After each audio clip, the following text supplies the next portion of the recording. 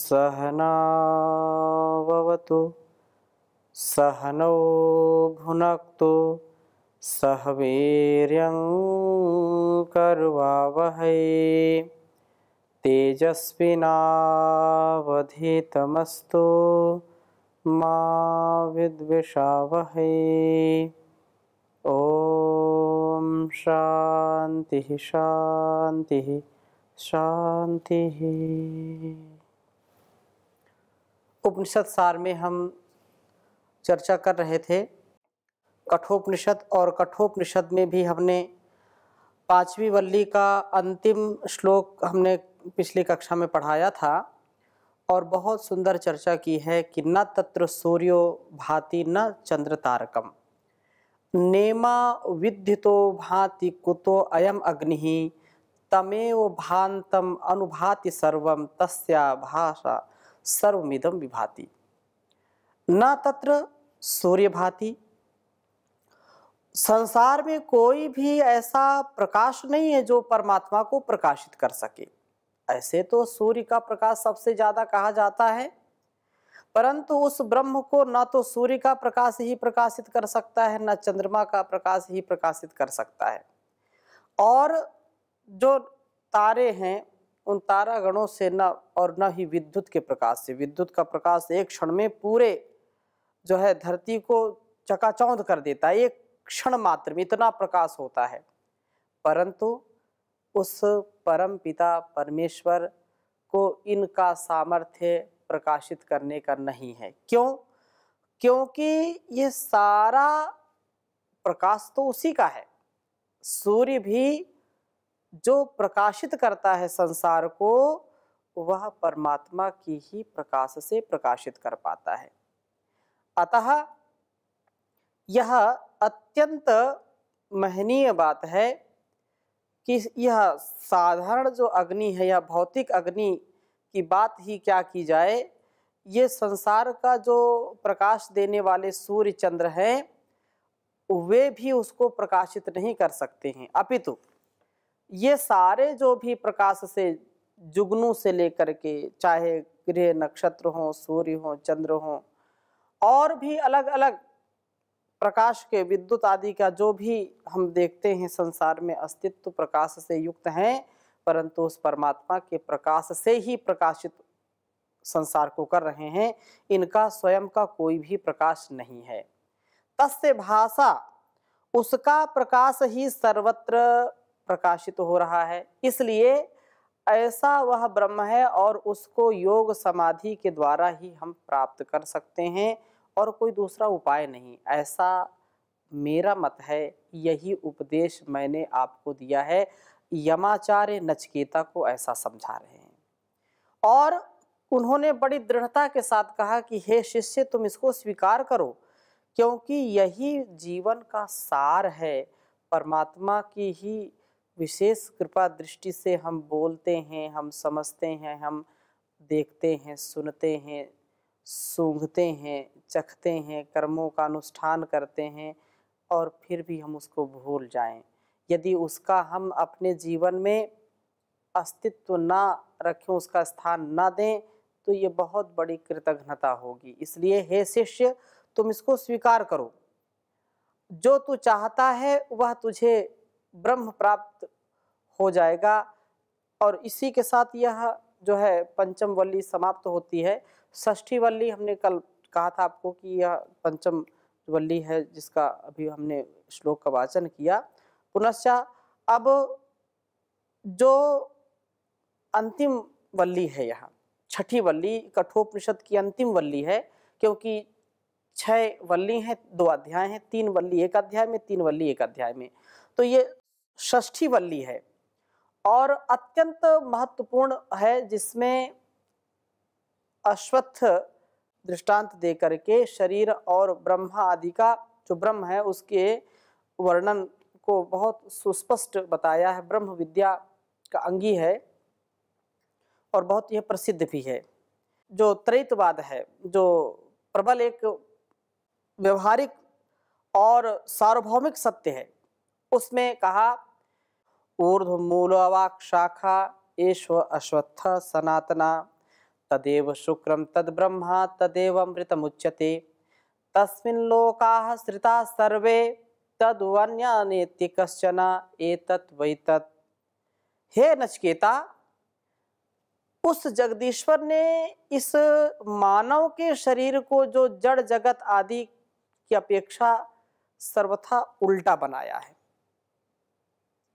वृक्ष आदि की जड़ें नीचे होती हैं, जिनसे वह आहार ग्रहण करता है, जिसे पादप बोलते हैं। उसको पादप मतलब पैरों से वह अर्थात जड़ों से वह ग्रहण करता है जल को, और जो भी पोषक तत्व है वह धरती माता से ग्रहण करता है जड़ों से। परंतु ऊर्ध्वमूला, उसका मूल ऊपर है, जिसमें वह आहार जो हाथ पैर रूपी शाखाएं हैं जो ऊपर हैं, उसका मूल ऊपर है और हाथ पैर रूपी शाखाएं नीचे हैं। यह अश्वत्थ अश्वस्थः कहने का आशय क्या है? जो कल ना रहने वाला है, आज है कल नहीं रहेगा, अर्थात अस्थाई है, वो शाश्वत नहीं है। पर आत्मा जो इसका संचालन करता है वह सनातन है, अनादि है। इस शरीर में ततएव शुक्रम, जिस ईश ने इस शरीर को, इस संसार को बनाया है, वह महान तेजस्वी ब्रह्म सर्व ज्ञानमय है, सब कुछ जानता है और अजर अमर अविनाशी है। उस ही ब्रह्म के अधीन सारे लोक लोकांतर हैं। उसकी व्यवस्था को कोई भी तोड़ नहीं सकता, इतना उसका सख्त कानून है। जो तोड़ते हैं उनको उसका परिणाम भोगना पड़ता है। आज जिसने गलत कर्म किया है, कल उसको उसका फल अवश्य मिलेगा। आज जिसने अधर्म, अन्याय, व्यभिचार, भ्रष्टाचार, जो कुछ भी गलत कार्य करता है उसका परिणाम उसको भोगना पड़ता है। हाँ, जानपूर्वक यदि हम किसी की हिंसा करते हैं, कोई लोगों को लगे कि ये तो गलत है, तो भी वैदिकी हिंसा हिंसा ना भवति। धर्म की प्रतिष्ठा के लिए, न्याय की प्रतिष्ठा के लिए, परस्परता की प्रतिष्ठा के लिए, संबंधों में प्रगाढ़ता के लिए, प्रेम, करुणा, वात्सल्य के लिए, जो न्यायोचित है, जो यथोचित है, शास्त्रोक्त है, ऋषि प्रोक्त है, उनको हम अवश्य ग्रहण करें।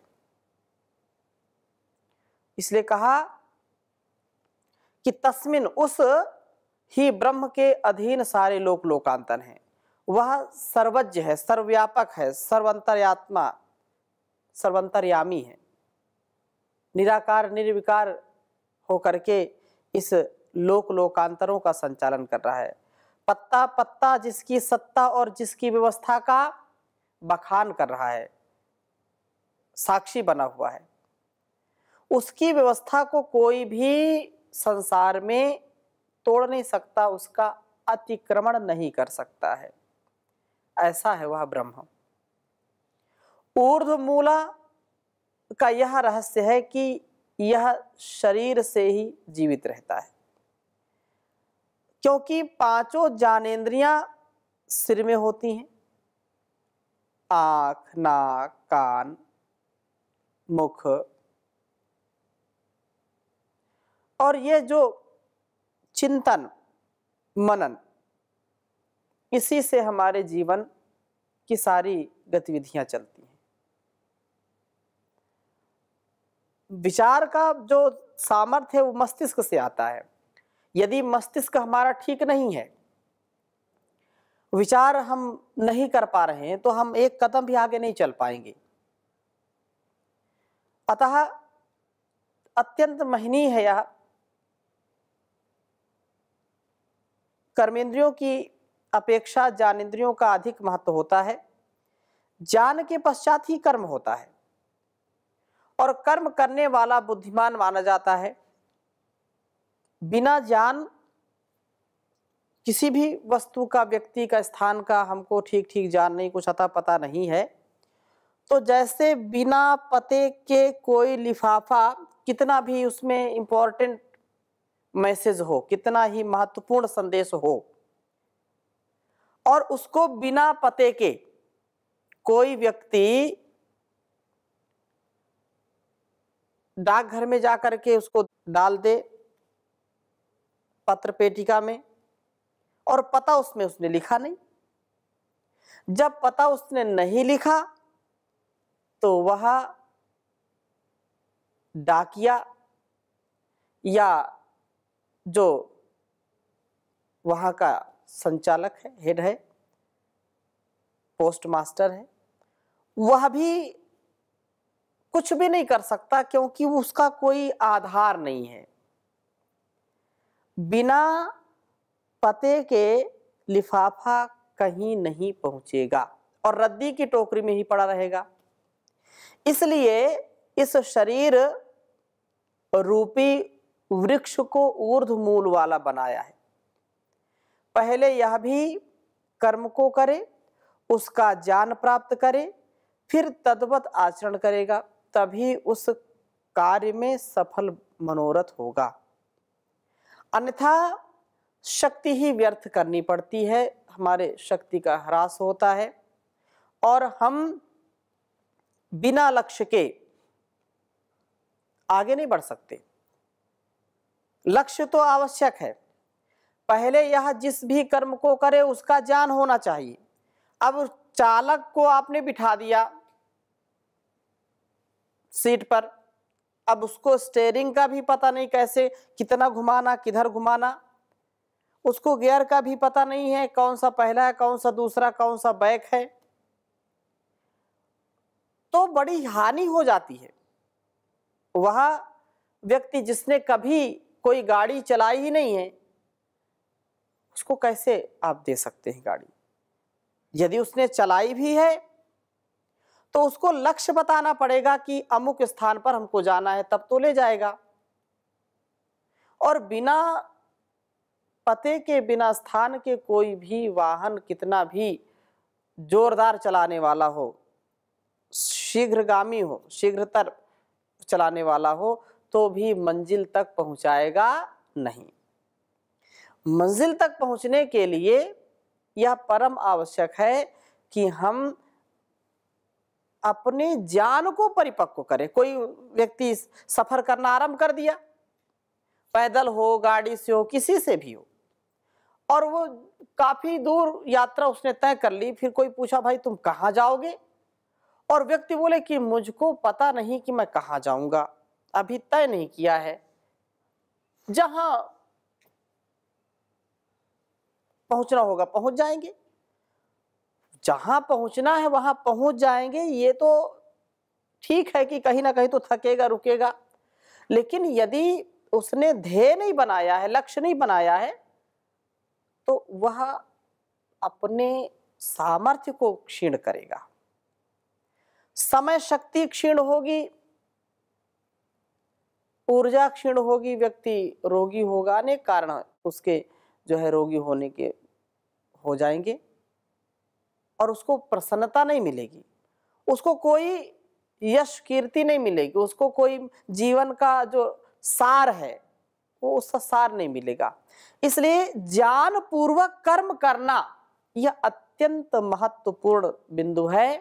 इसलिए कहते हैं शुद्ध ज्ञान, शुद्ध कर्म और शुद्ध उपासना। ज्ञान योग, कर्मयोग, भक्ति योग, ये हमारे जीवन में घटित होना चाहिए। और आगे दूसरे श्लोक में कह रहे हैं, यदिदं किंच जगत सर्वं प्राण एजति निःसृतं भयं वज्रमुद्यतं या एतत् विदुरमृतास्ते भवन्ति। कहा यदिदं किंच जगत सर्वं प्राण एजति निःसृतं महत् भयं वज्रमुद्यतं या एतत् विदुरमृतास्ते भवन्ति। हे नचिकेता, यद इदम किंच जगत, कहा कि जो कुछ भी इस संसार में दृष्टिगोचर हो रहा है, अर्थात जो कुछ भी हम देख सुन जान पा रहे हैं, इसमें जो कुछ भी गति दिखलाई दे रही है, वह सब प्राण शक्ति निःसृतम, अर्थात प्राण शक्ति के कारण है। परंतु प्राणों में भी जो शक्ति है वह उस ब्रह्म की ही है, क्योंकि बिना ब्रह्म शक्ति के, बिना उसकी भक्ति के यह कर्म हमारा ठीक ठीक हो नहीं सकता, कर्म हमारा ठीक कार्य नहीं करेगा। इसलिए हम सोचें, विचारें और फिर कर्मानुष्ठान करें। यही इस जीवन का और इस जगत का ध्येय है। बिना विचारे जो करे सो पाछे पछताए, काम बिगाड़ो आपनो जग में होत हंसाए। तो हंसी के पात्र हम ना बने, हम श्रेष्ठ कर्म करने वाले बने, और वो भी अंधाधुंध कर्म ना करें। कर्म में भी विवेक का, ज्ञान का, विद्या का आधार होना चाहिए, तब जाकर के हमारे कर्म श्रेष्ठ होंगे। इस दृष्टि से इस बात को कहा है। निःसृतम, अर्थात जब वह प्राण शक्ति, निःसृतम प्राण शक्ति के कारण यह सब कुछ कार्य चला रहा है, परंतु प्राणों में भी जो शक्ति काम कर रही है वह है ब्रह्म की शक्ति। यत् प्राणेन ना प्राणिति येन प्राणः प्रणीयते तदेव ब्रह्म तुम विद्धि नेदम यदिदम उपासते। अर्थात वह ब्रह्म की ही शक्ति है, और जो मानो कि महत भयम, वह मानो बड़े भारी भयंकर वज्र को लिए हुए है, जिसके भय से यह सब भयभीत हो रहे हैं। जैसे धनी को चोर व राजा का भय होता है, विद्वान को उसके अपने से अधिक विद्वान का, बलि को उससे बड़े बल वाले का भय होता है, और सबको मृत्यु का भय होता है। इसी प्रकार से सभी ग्रह उपग्रह को, उस ग्रहों का भी जो महाग्रह है, जो देवों का भी देव है, जो महादेव है, जो सबका स्वामी है, उनसे उनको भय है, इससे भय है, जिससे सब नियम में बंधे हुए हैं। इस नियम का कोई भी उल्लंघन नहीं कर सकता किसी भी प्रकार से। उस ब्रह्म को यह विदुः, जो सत्ववेत्ता, तत्ववेत्ता जान लेता है, वह अमृत हो जाता है, आवागमन रूप मृत्यु भय से छूट जाता है। इसी रहस्य को यहाँ पर दर्शाया है। और बहुत सुंदर बात कही है तीसरे भी श्लोक में, भयादस्याग्निस्तपति भयात्तपति सूर्यः भयाद इंद्रश्च वायुश्च मृत्युर्धावति पंचमः। भयात् अस्य अग्निस्तपति भयात् तपति सूर्यः भयाद इंद्रश्च वायुश्च मृत्युर्धावति पंचमः। अस्य उस जगदीश के भयात भय से, अनुशासन से, यह भौतिक अग्नि सभी को प्राण और प्रकाश दे रहा है। सूर्य भी उसी की शक्ति से समय समय पर उदय अस्त होता है और संसार को स्थिर रखे हुए है। इंद्र जो जीवात्मा है, न व और विद्युत वायु भी, चाहे जो अग्नि है, जहां पर जो कहा कि भयात अग्निस्तपति, किसका भय है? जो नियम में चलाने वाला है। नियम में चलाने वाला कौन है? परमात्मा। कि ये जो अग्नि है ये हमेशा क्या है? गर्मी देगी, उष्णता देगी, इसमें शीतलता नहीं आएगी, हमेशा यह गर्म ही। तो ये एक नियम बना दिया। और उस नियम का पालन करना सबका परम कर्तव्य है। तो चाहे जड़ हो या चेतन हो, उसी के उस जो भीमा है, जो सबका नियंत्रण करने वाला है, सबका संतुलन करने वाला है, ऐसे परम पिता परमेश्वर से अनुप्राणित हैं। उन्हीं के ही नियमों में सब बंधे हुए हैं और ऐसे नियम जिनका कोई अतिक्रमण नहीं कर सकता। मनुष्य का स्वभाव तो बड़ा उटपटांग है, अटपटा सा है। वो ना जाने क्या क्या करता रहता है। जैसे एक कहावत बोलते हैं, उटपटांग। उटपटांग मतलब जो असंगत बातें, असंगत कर्म, असंगत व्यवहार, जो संगत नहीं है। जैसे संगत क्या नहीं है? एक टांग जमीन पर और एक टांग ऊंट के ऊपर, तो ऊंट पे टांग, ऊंट पे क्या है? टांग। ऐसा हो सकता है क्या कि एक टांग जमीन को और एक टांग ऊपर, ऊंट के ऊपर? होता है क्या? कभी नहीं होता। तो ये जो जीवन है, इसमें मनुष्य ऐसा जीव है ये जो अविवेक पूर्ण व्यवहार करता है। नहीं तो संसार का जैसा नियम ईश्वर ने बनाया है वैसा यदि गति पूर्वक चलता है तो कभी कोई क्षति नहीं हो सकती। ये तो हमारे कारण क्षति होती है। तो कहा कि भयाद अग्निस्तपति और भयात तपति सूर्य, यह सूर्य भी भय से तपत कर रहा, अर्थात जो भी पोषक तत्व हैं, जो भी आवश्यक तत्व हैं, वह सूर्य से हमको मिलते हैं और सूर्य ही इस संसार का भरण पोषण करने में समर्थ है। वो भी किसके प्रकाश से? परमात्मा के प्रकाश से। परमात्मा ने उसको बनाया कि तुमको गर्म रहना है और तुमको ऐसी ऊर्जा का स्रोत बना रहा हूं कि पूरे संसार को ऊर्जा देते रहो। सूर्य ना हो तो प्रकाश संश्लेषण की क्रिया नहीं होगी, पौधे हरे भरे नहीं रहेंगे, ऑक्सीजन का लेवल घट जाएगा, वर्षा नहीं होगी, हाहाकार मच जाएगा, जीवन इस पृथ्वी पर नहीं रह पाएगा। इसलिए कहा कि भय से सूर्य तपता है और सूर्य से कभी शीतलता नहीं आ सकती है। भयाद इंद्रश्चा वायुश्चा, ये सब जो है भय से सारा कार्य हो रहा है। तो कहा कि भयाद इंद्रश्चा वायुश्चा मृत्युर्धावति पंचमा, ये जो है मृत्यु भी उसके भय से इधर उधर कार्य करती रहती, कभी यहाँ कभी वहां, कभी इधर कभी उधर। तो यह सब कार्य चलता है उसी की ही कृपा दृष्टि से, दौड़ती फिरती रहती मृत्यु भी। अभी उसको लाया, फिर उसको लाया, फिर उसको, सबका यह कार्य अकेले वही करता है। नियम बना दिया एक और ऐसा चल रहा है। पृथ्वी उसके नियम के अनुसार चलते कि जो जैसा जिसका बीज है वैसे ही उसका स्वाद होगा, वैसे उसका रस होगा। होगा कि नहीं होगा? अब देखिए आप, नींबू, संतरा, मौसमी, सेब और भी बहुत सारे बीज, हो सकता है बीज के रूप एक एक जैसे हों, ठीक है ना?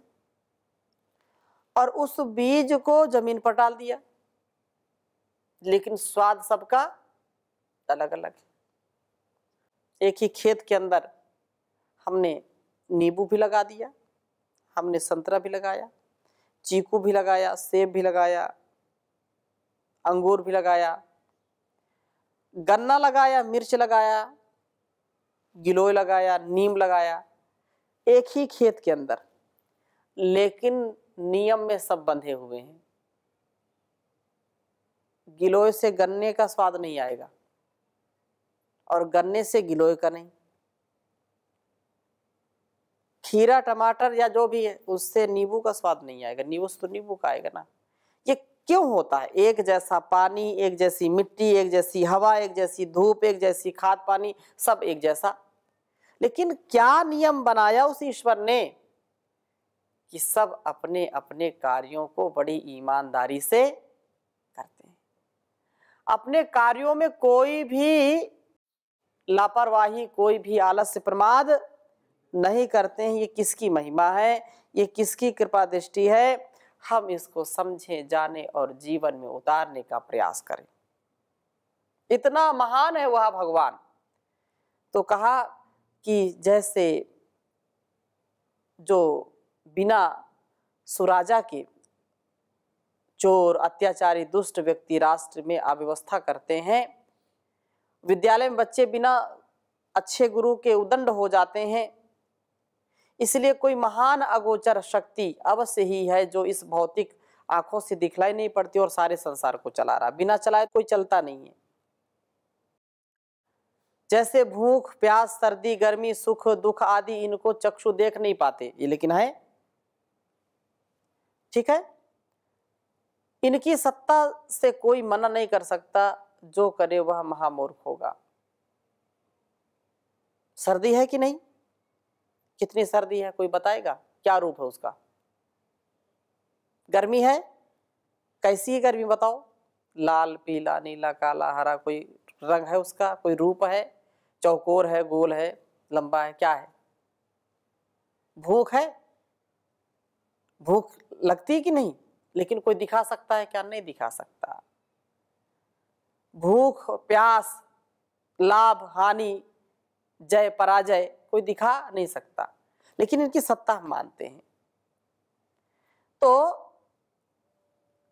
क्या यह जो अटल नियम है, यह अटल नियम उस देव का जब मृत्यु रूपी वारंट आ जाता है, तब संसार की सारी शक्ति राजा महाराजा परिवार की धरी रह जाती है। अब यदि वो बोले हम तो इस धरती के सम्राट हैं, ठीक है, धरती के सम्राट हो तो हो, लेकिन जो नियम है उसका पालन करना पड़ेगा। मृत्यु तो होगी, अवश्य होगी, सब देखते ही रह जाते हैं। हंस जो है, जो जीवात्मा है, उसको सबके मध्य से उठा ले जाते हैं मृत्यु, और उठाने वाला दिखता भी नहीं। अगर यह व्यवस्था हो जाए कहीं कि मृत्यु आने वाली है और यमदूत आ रहे हैं, तो लोग चारों तरफ से घेराबंदी कर दें कि नहीं? यमदूतों को ही पकड़ करके जेल में डाल दें। बोलो, पता चलता है कि आने वाले हैं तो पहले से पहले मुस्तैद कर दिया। और जो सम्राट है उसके पास तो चारों तरफ से जल सेना, थल सेना, वायु सेना, सब उसके पास है। तो वो तो इतना जो है चारों ओर से अपने आप को सुरक्षित रख ले, लेकिन सब कुछ यहीं धरा का धरा रह जाएगा। कोई भी सुरक्षा उसकी नहीं होगी, क्योंकि ये अटल है, अचल है, ये प्रभु का नियम है, उसकी शक्ति है।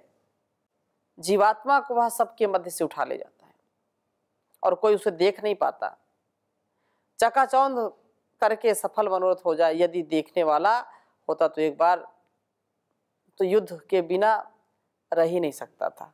मतलब युद्ध तो जरूर करता। अगर ये पता चल जाए कि लेने वाला है तो लड़ाई झगड़ा जरूर होता कि नहीं हम नहीं ले जाने, कैसे ले जाओगे आप, अभी हमको और रहना यहाँ पर, अभी ये काम करना, ये काम करना, ये काम करना, बड़ा अस्त व्यस्त अव्यवस्थित हो जाता मामला, ठीक है ना। तो आगे और हम चर्चा करेंगे, बहुत सुंदर प्रसंग है। अब यहीं पर विराम करते हैं। ओम शांति शांति शांति।